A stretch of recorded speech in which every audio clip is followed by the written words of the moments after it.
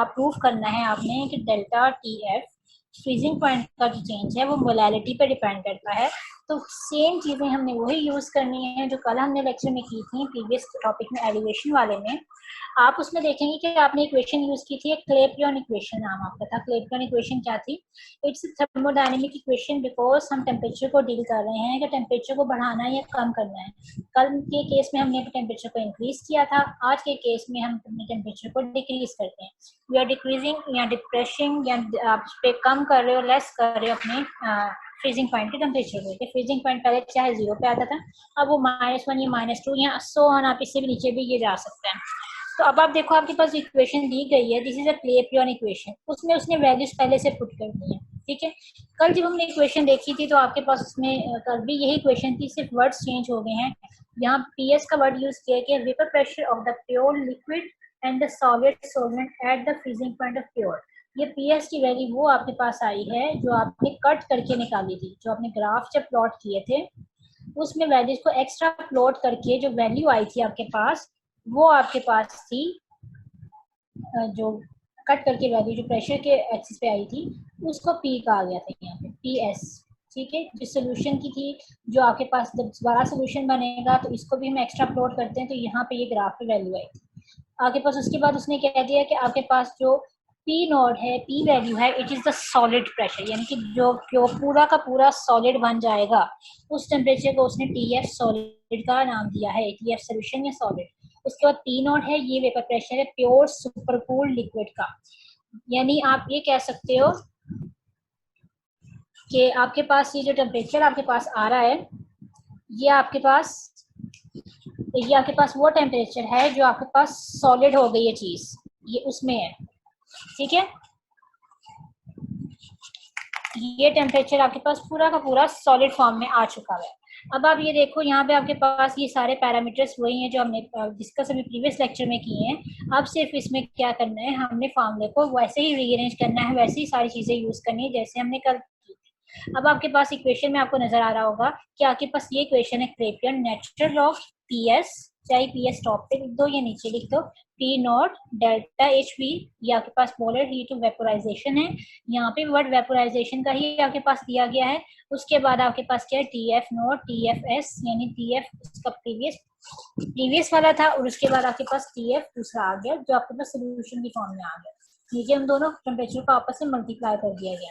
अब जो टेम्परेचर आपस में मल्टीप्लाई किए गए हैं, आप उसमें चेक करोगे नेचुरल लॉग का आपके पास जो दिया गया है, नेचुरल लॉग की वैल्यू जो आपके पास जो नेचुरल लॉग की वैल्यू आपके पास है, आप उसमें देखो नेचुरल लॉग आपके पास जो कैलकुलेटर पे निकालते हैं, ये वो वाला एलओजी वाला लॉग नहीं होता। हमने अब इक्वेशन को अपनी लॉग फ्री इक्वेशन बनाना है, तो आप देखो अब इसमें क्या करते हैं।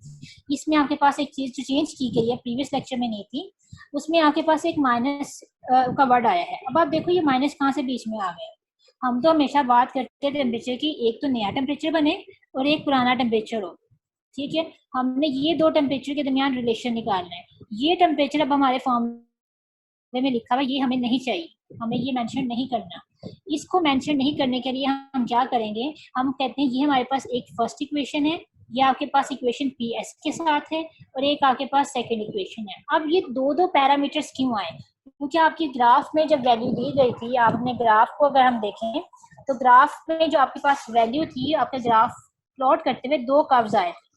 उन दो कर्व्स में आपके पास क्या हुआ था, आपके पास दो कर्व्स में आपके पास वैल्यूज प्लॉट हुई थी, जिसमें उसने कहा था प्रेशर एक्सिस पे 3 पॉइंट थे। एक उसने कहा आपके पास हम इसको अगर एक्स्ट्रा प्लॉट कर दें, इसको अगर डॉटेड लाइन में प्लॉट करें, तो यहाँ पे आपके पास वैल्यू आती है जो आपके पास प्योर पी नॉट की होनी चाहिए, लेकिन असल में ये वाली वैल्यू नहीं आई। लेकिन वो कहता है कि यहाँ पे अगर हम इस पॉइंट से प्लॉट करते हैं, तो यहाँ पे कहता है दिस इज द वैल्यू, जिसे हमने क्या नाम दिया था, पी का, पी एस का, ठीक है। उसके बाद उसने एक और वैल्यू दे दी कि जहाँ पे आपके पास टेम्परेचर बना था, जो आपके पास चेंज होके पी आ गया। तो उसने दो इक्वेशन को प्लॉट की, दो कर्व्स को एक्सप्लेन करने के लिए। एक आपके पास था the point F two D which lines on the same sublimation curve. ये जो सब्लिमेशन का मतलब होता है, सब्लिमेशन कहते हैं किसे, कि आपके पास सॉलिड चीज फौरन से गैस में चली जाए लिक्विड में जाने की बजाय, या गैस से फौरन सॉलिड में आ जाए लिक्विड को क्रॉस ना करे। तो ये जो आपके पास नीचे वाला कर्व, नीचे वाला जो नजर आ रहा है, इसको कहते हैं सब्लिमेशन कर्व। यहाँ पे आपके पास फौरन से चीज सॉलिडिफाई हो रही होगी। तो ये जो आपके पास कर्व था बी से लेके एफ तक, ये आपकी नोटबुक में जो आपको मेंशन किया गया था, ये पॉइंट को एफ कहा गया था। ये वाला जो पॉइंट है ना आपके पास, दिस इज एफ। ये कहता है ये जो एफ पॉइंट आपके पास आया है, कहते हैं इसमें आपके पास जो कर्व है वो सब्लिमेशन कर्व है। उसकी फॉर्मूले में उन्होंने दो वैल्यूज इनको कंसिडर किया। बाकी सारी इक्वेशन वही है जैसे पहले है, सिर्फ फर्क क्या किया कि एक दफा प्रेशर आपके पास ये वाला पॉइंट का लिया गया, एक दफा पी एस से पी नोट का लिया। ठीक है, यानी दो प्रेशर इनके दरमियान सब प्रेशर को कंसिडर किया गया। कहते हैं ये जो दो इक्वेशन आपके पास आ जाएंगी, इन दोनों को हम आपस में बाद में सब्ट्रैक्ट करेंगे। सब्ट्रैक्ट करने का मतलब क्या है कि ये वाला पैरामीटर आपके पास किससे सब्ट्रैक्ट होगा, वी आर सब्ट्रैक्टिंग किससे करना है, इक्वेशन 2 फ्रॉम 1। टू फ्रॉम वाली वैल्यू को हमेशा क्या रखते हैं, ऊपर रखते हैं। तो फ्रॉम वाली वैल्यू अगर ऊपर होगी तो नीचे कौन सी वैल्यू आ जाएगी आपके पास, ये वाली। तो इसका मतलब सारी इक्वेशन में किसके साइन बदले जाएंगे, नीचे वाली इक्वेशन के। ये वाली इक्वेशन ऊपर है, नीचे वाली इक्वेशन ये है। तो आपको पता है जब चीजें सब्ट्रैक्ट करते हैं तो नीचे वाली इक्वेशन में साइन बदल देते हैं। ये वाली आपके पास माइनस में आ जाएगी, प्लस में थी तो माइनस में चली गई, ये वाली प्लस में थी तो ये भी माइनस में चली गई, सिर्फ ब्रैकेट के बाहर, क्योंकि ये सारे साइन इसके साथ ही लिंक करते हैं। तब अपनी इक्वेशन में आप थोड़ा सा चेंज आपके पास जो सामने आएगा वो देखोगे क्या होगा कि जब हम इस इक्वेशन को माइनस करते हैं तो आपकी इक्वेशन में लिखा जाएगा log P S P not. ठीक है, या आपके पास दूसरी तरफ आपके पास क्या आ जाएगा, log P S minus P not. ये चीजें बनेगी।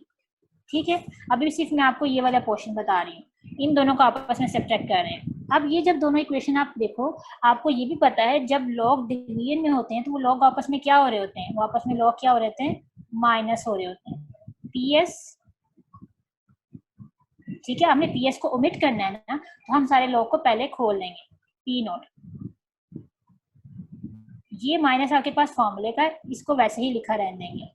अब क्या होगा, जब इसी क्वेश्चन को खोलेंगे तो दोबारा से आपके पास क्या आ जाएगा, आपके पास क्या आ जाएगा, log P S minus log P not. ठीक है, ये अब आपके पास आ गए। ये मैंने ब्रैकेट क्लोज कर दी क्योंकि मैंने भी साइन चेंज नहीं किया। जब हम ब्रैकेट को खोलेंगे ना, इस माइनस की वजह से क्या होगा, आपके पास ये साइन चेंज हो जाएंगे। जो चीज पहले माइनस में थी वो किस में चली जाएगी, अब प्लस में। ठीक है, ये प्लस में चलेगी, ये भी प्लस में चलेगी।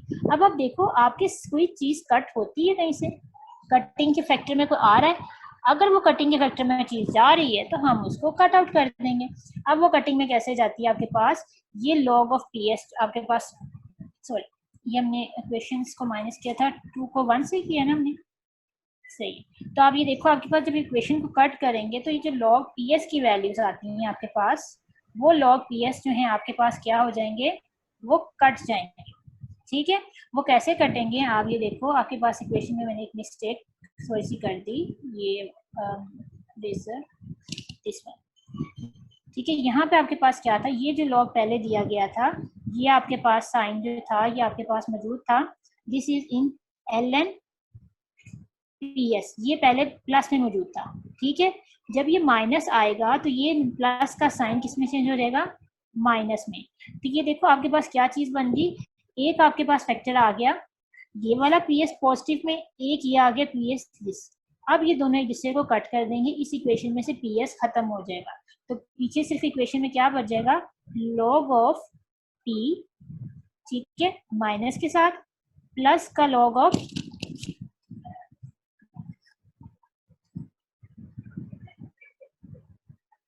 log P note. अब हमें देखो, हमें पता है चीज, एक log माइनस में एक प्लस में है, तो हम इसको थोड़ा सा रीअरेंज कर देंगे, इस फैक्टर को हम इस इक्वेशन में इसके बाद में पुट कर देंगे। तो आपके पास क्या हो जाएगा, माइनस बाद में आ जाएगी। तो आपको ये पता है जब चीजें आपके पास माइनस में आ रही हों तो आपके पास पैरामीटर डिवीजन में लिखे जा सकते हैं। ठीक है ना, तो जब हम इसे डिवीजन में लिखेंगे तो आपके पास फैक्टर क्या बनेगा, log P not over P. अभी भी देखो ये वाला फैक्टर आपके पास इस फॉर्म में आया है, तो आप जरा जेन में जोर डालो, ये वेपर प्रेशर के बराबर नहीं बन रहा, उसमें तो ये वाला पी ऊपर होना चाहिए था और दूसरा वाला पी नॉट नीचे होना चाहिए था। तो हम क्या करते हैं, इस राइट साइड पे हम क्या करते हैं, इसको दोबारा से नेगेटिव साइन को बाहर निकाल लेते हैं। जैसे हमने प्रीवियस में किया था, इंटरचेंज करते हैं। जब इंटरचेंज करते हैं तो यहाँ पे क्या आपके पास साइन आ जाएगा, नेगेटिव। ठीक है, ये नेगेटिव की वजह से क्या होगा, ये पोजीशन फिर से ऑल्टर कर जाएंगी, ये चीजें ऊपर नीचे आ जाएंगी। जब ये चीजें ऊपर नीचे आ जाएंगी तो आप देखोगे आपके पास सॉरी मैंने फिर एक मिनट, ये डेरिवेशन अगर आपको थोड़ी सी मुश्किल लगेगी ना तो मैं रफ पेज पे इसको पूरा सॉल्व करके आपका ना पीडीएफ बना के सेंड कर दूंगी। यहाँ पे पी नोड आना था और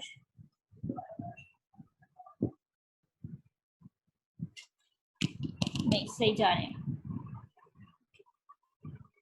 ठीक है, यहाँ पे अब है नेगेटिव साइन करेंगे, ये पोजीशन ऑल्टरनेट कर देंगे और जो राइट साइड पे आपके पास सारी चीज़ आ रही थी वो सेम चीज़ आपके पास वैसे की वैसी रहेगी। सिर्फ फर्क क्या आ जाएगा, यहाँ पे जो वेपर प्रेशर है आपके पास पहले वेपर का था फिर सॉलिड का था। ठीक है, पहले लिक्विड सी चीज़ सॉलिड में जा रही थी आपके पास फ्रीजिंग पॉइंट पे, फिर आपके पास चीज़ क्या हो रही थी, वेपर से सॉलिड में। तो ये जो चीज़ें हैं दोनों मिलकर आपके पास वेपर प्रेशर का फ्रीजिंग पॉइंट के लिए चली जाती है। पहले दो डिफरेंट हैं, फिर आपके पास देखिए heat of sublimation, heat of vaporisation. जब इन दोनों को आपस में सब्ट्रैक्ट करेंगे तो आपके पास बनेगा हीट ऑफ फ्रीजिंग पॉइंट। ठीक है, तो ये आपके पास उसके पास हीट ऑफ फ्यूजन कह दो, फ्यूज करना, या फ्रीजिंग पॉइंट कह दो, ये एक ही बात है आपके पास। तो ये आपके पास सारी चीजें हो जाएंगी और अंदर ब्रैकेट के अंदर देखोगे वो सारी चीजें आपके पास बिल्कुल वैसे ही हैं जैसे स्टार्ट में थी, उसमें कोई फर्क नहीं आया, सिर्फ बार वाली चीजों में। अब आप ये देखो कि आप कहोगे कि जो नेगेटिव साइन था इस इक्वेशन में कहाँ से आ गया, तो जो नेगेटिव साइन मैंने इंटरचेंज करने के लिए यहाँ पे लगाया था वो नेगेटिव साइन इधर को मूव कर जाएगा। जो नेगेटिव पहले वहां था, हम अपनी इक्वेशन को सेट करने के लिए वो नेगेटिव को बाहर इस तरफ रख देते हैं। अगर आप नहीं भी रखते उससे कोई मसला नहीं होगा, वो इक्वेशन वैसे भी सही बिल्कुल रहेगी। अब आपके पास नेक्स्ट में क्या है कि हमने ये बात की कि आपके पास अगर सोल्यूशन बहुत ज़्यादा डिल्यूशन की तरफ होगा, आपके पास डिल्यूट होगा उतना ज़्यादा आपके पास वेपर प्रेशर कम है, ये सारी चीज़ें सारी पुरानी रिपीट की गई हैं कि it's relate to the vapour pressure of the solid solvent to the vapor pressure of the pure liquid solvent at temperature TF note. TF note कब आया था, जब आपका ओरिजिनल सोल्यूशन का फ्रीजिंग पॉइंट आया था। ठीक है, उसके बाद उन्होंने कहा हमने सोल्यूट के साथ भी दे दी उसकी वैल्यू। अब वो कहता है कि आपके पास वही राउल्स लॉ की इक्वेशन है, P ओवर P नोट है। आपके पास वो जो पहली इक्वेशन थी वो आपके पास किस पे डिपेंड करती थी कि द चेंज इन प्रेशर या newly become pressure is directly proportional to the आपके पास होता है टू द सॉल्वेंट मॉलिक्यूल्स। हम उसी इक्वेशन को यूज करते हुए, क्योंकि हमने सोल्यूट को इंट्रोड्यूस करना है, तो वही इक्वेशन में मोल फ्रैक्शन आपके पास सम 1 के बराबर होता है, उसमें x1 is equal to x minus x2 हो जाएगी। फिर आप इसकी वैल्यू को सिर्फ इसमें पुट करोगे और जैसे पिछली दफा आपने इक्वेशन पुट की थी कि मैथ्स में एक्सपेंशन होती है, तो उस एक्सपेंशन का काम क्या होता है आपके पास, सिर्फ एक्सपेंशन ये काम करती है कि हम उसे लॉ को ओमिट कर सकते हैं, हम ताकि कैलकुलेटर का इस्तेमाल ना करें। तो इस वैल्यू को, क्योंकि जितना जितना डिल्यूट सोल्यूशन होता जाएगा, सारे रीजंस वही हैं, ये वैल्यूज उतनी स्मॉल होती जाएगी। जब ये वैल्यू स्मॉल होती जाएगी तो log 1 minus x2 is equal to minus x2 सिर्फ रह जाएगा। इस x2 की वैल्यू को हमने इस क्वेश्चन में पुट किया तो आपके पास ये इक्वेशन इस फॉर्म में आ गई। इस इक्वेशन में इस फॉर्म में आने से आप ये देखोगे, एक तो आपके पास माइनस आपके पास कहाँ से आ गया, एक माइनस आपके पास यहाँ पे पहले से पड़ा हुआ था, एक यहाँ पे था, इन दोनों ने एक दूसरे को कट कर दिया।